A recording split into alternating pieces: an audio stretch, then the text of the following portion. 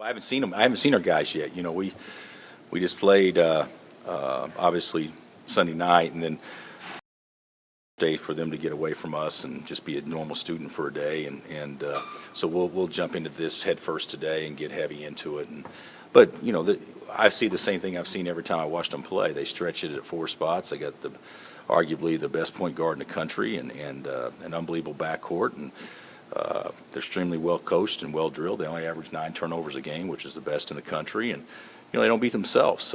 They're a good team. When they're playing well, they play as well as anybody in the country. And on the flip side, when we play well, we play about as well as anybody. So it should be a heck of a game without question. Is there anything you can try to do to get off to a better start or a little less shaky start? It seems like you've been rushed a little bit. You've been talking about for the first 2 games in the tournament. What do you try to do to prevent that happening? Well, part of our strategy this time, we're going to tell our guys to actually make shots, to try to make shots. Maybe that should be our strategy rather than just throw it up there. But, you know, I think the first 2 games we did get off to shaky starts without question. And, of course, the week before in the Big 12 tournament, you know, we played very, very well. But we got some little momentum. We played terrific the second half against Carolina and played tough. And the guys, you know, got some confidence from that. And I do think there's a little bit extra pressure. You know, we don't talk about it, but now that it's behind us, I guess we can. Being a 1 seed, playing in your backyard where expectations are you're going to do this, sometimes I think you play not to lose rather than embrace the moment.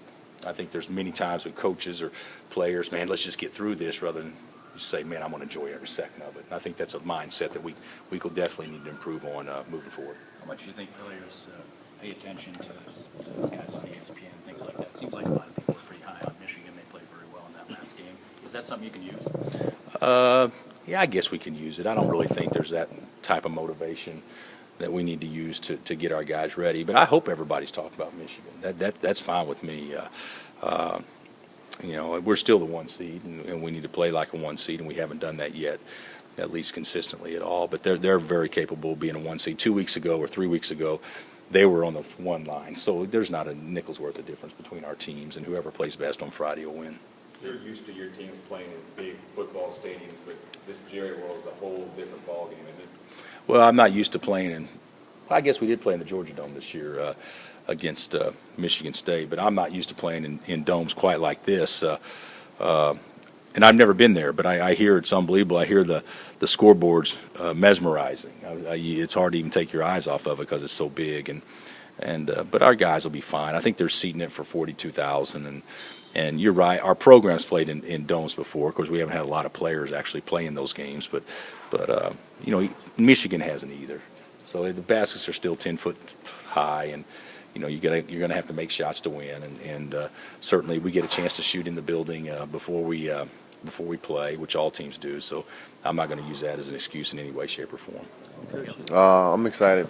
Sweet 16 game, second round, and I think everybody on the team is excited. What's been the difference between the first half and the second half of this team? I mean, it's just been one extreme to the other. Just slow starts. We come out, I think, not prepared and ready to play, and then second half we have a talk and we get it together. We know that if we want to win the game, then we got to come out and play a lot better. Maybe it's time to have a talk before the game. Yeah, we do that too, and obviously that one don't work as much as the halftime talk. But yeah, we definitely need to come out from the jump and be ready to play.